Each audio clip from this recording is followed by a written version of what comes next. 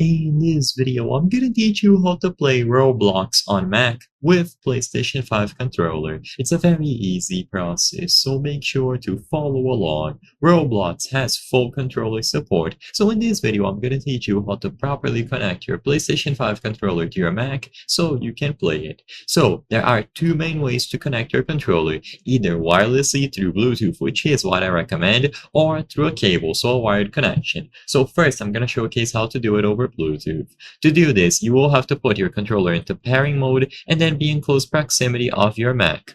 So to start, press and hold the PlayStation and the share button simultaneously. So you press this button and this button together for a couple of seconds. So press and hold them down for a couple of seconds until you see some sort of LED blinking to indicate that the controller is now in Bluetooth pairing mode. With this done, once you see the LEDs blink over and over, then you can go over to the settings on your Mac and choose the Bluetooth category. So access the settings, go to Bluetooth, and make sure that it is enabled.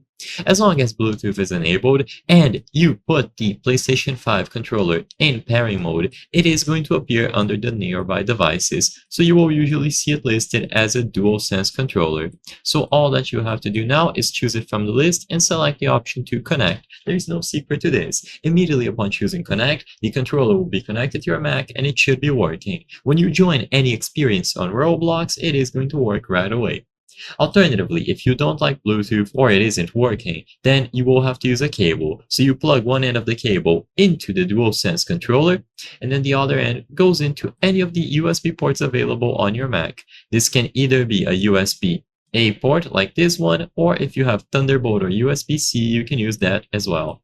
Just choose any of the available ports and use the proper cable. You can use the charging cable as well if you prefer. As long as you establish a connection between the controller and the MacBook or Mac desktop, you will be good to go. I recommend using Bluetooth first, and if that doesn't work, then you can try a wired connection.